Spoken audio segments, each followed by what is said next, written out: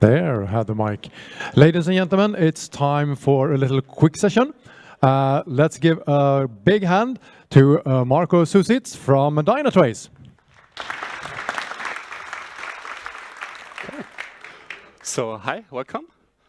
How does code hot swapping work and what are its pitfalls? Maybe first a quick introduction for myself. My name is Marco Sussitz. I'm a software developer at Dynatrace, and I work on the runtime code manipulation for Java. Now let's all together imagine the time when we weren't software developers for so long, maybe just a year, a month, or shorter. Can you still imagine how it was like to be a junior developer? Back then, when you didn't really know that much, but with every new bit of information, there was this grand explosion of ideas what you could apply this for. Maybe you had this idea how you could streamline your development process, this great idea for a personal project or something different. Some of you may be working with junior developers right now, and I'm sure you know the kind of idea I'm talking about. You know the one that's usually quite bad, but every once in a while there's something truly marvelous on there. Something that a more experienced developer would maybe not think about, somebody that has seen the code base for longer. And I remember back then, when I was a junior developer, I was really good at that. And it was coming up with very bad ideas.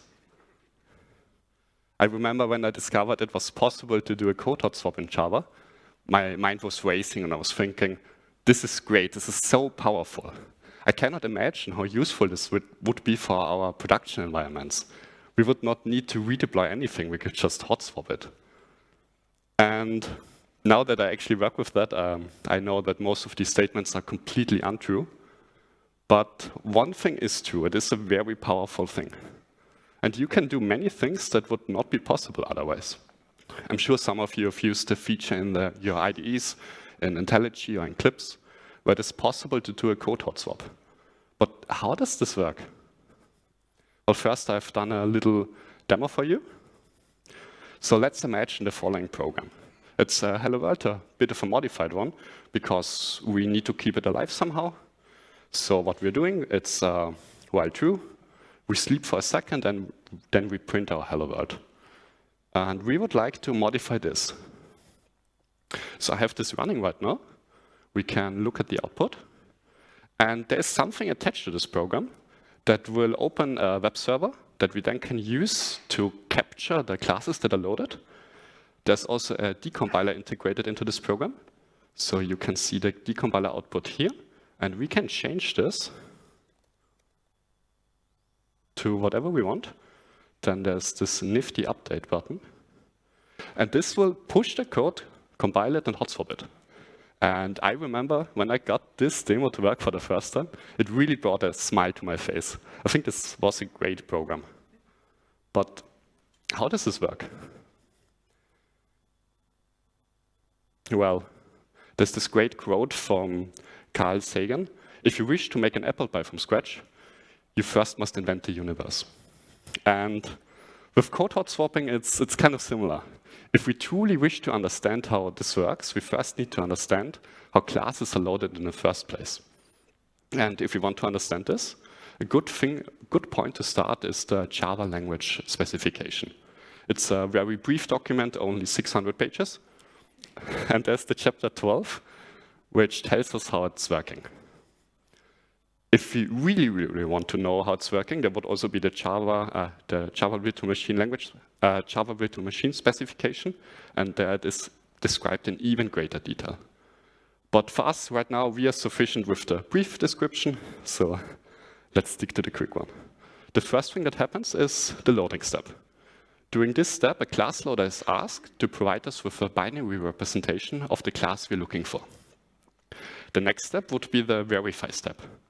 So in this step, the JVM makes sure that the bytecode we are trying to load is correct, that it can be executed. The next step is the prepare step. That's just some allocation for memory that is needed for the class structure. And the last step, the optional step, is the resolve step. So during this step, any symbolic references within the class file may be resolved. This is optional because it would also be possible to do this lazily. And what we are interested in is the first step, the loading step. To be precise, the exact moment after the loading, before it goes to the verify. So when the class loader has found a binary representation, for us it is possible to modify it. How can we do that? How can you dynamically change Java classes? And the answer to that would be with the JVM-DI. Maybe a quick question to the audience. Who here has worked with the JVM-DI before? Maybe raise of hands. I can see 1, 2 or 3. I can tell you from the bottom of my heart, I feel truly sorry for you.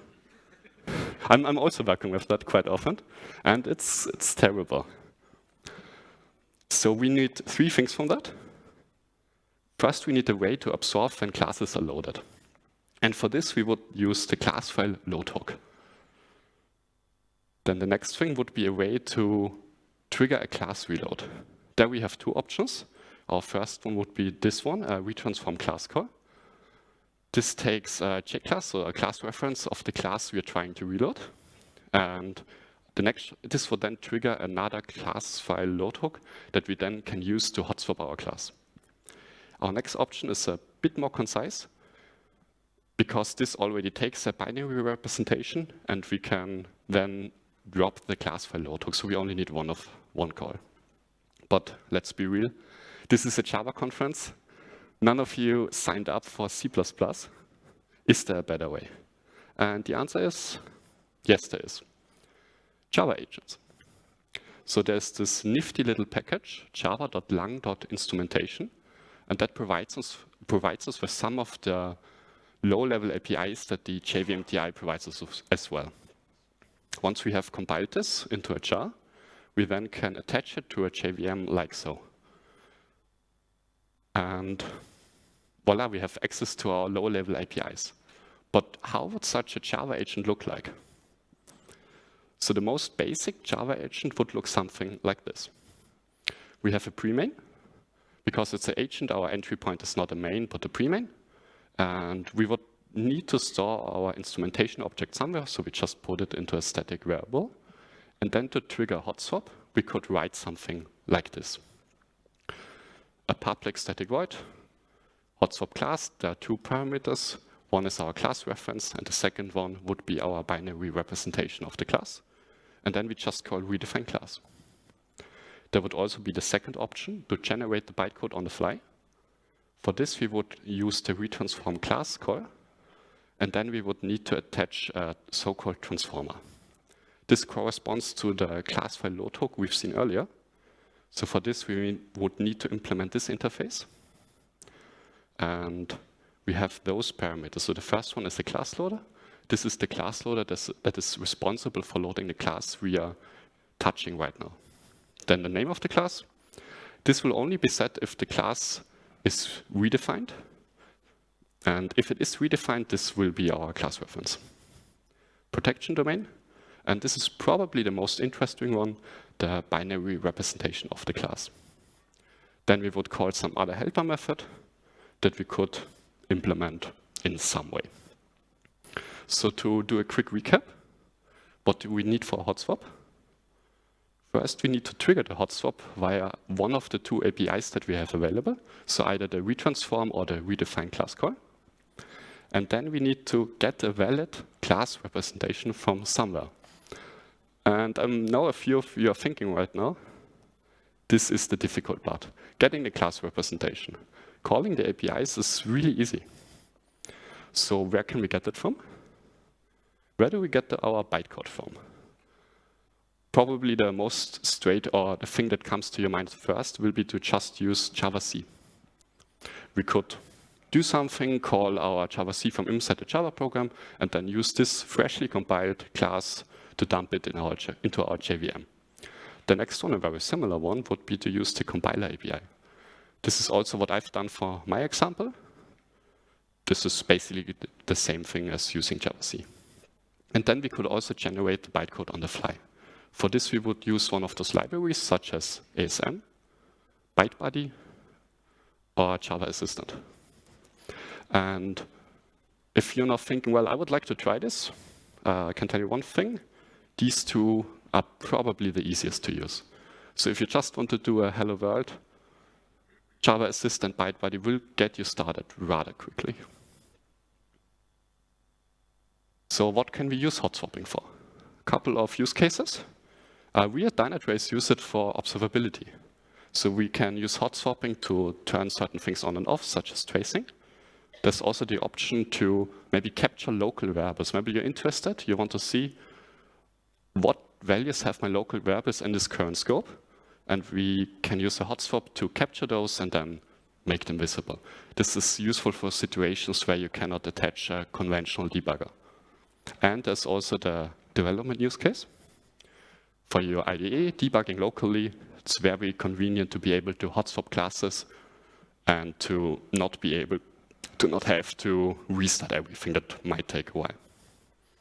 There are also some frameworks that provide you the possibility to do hot swaps on your development environment to also drop the recompiling or the restarting.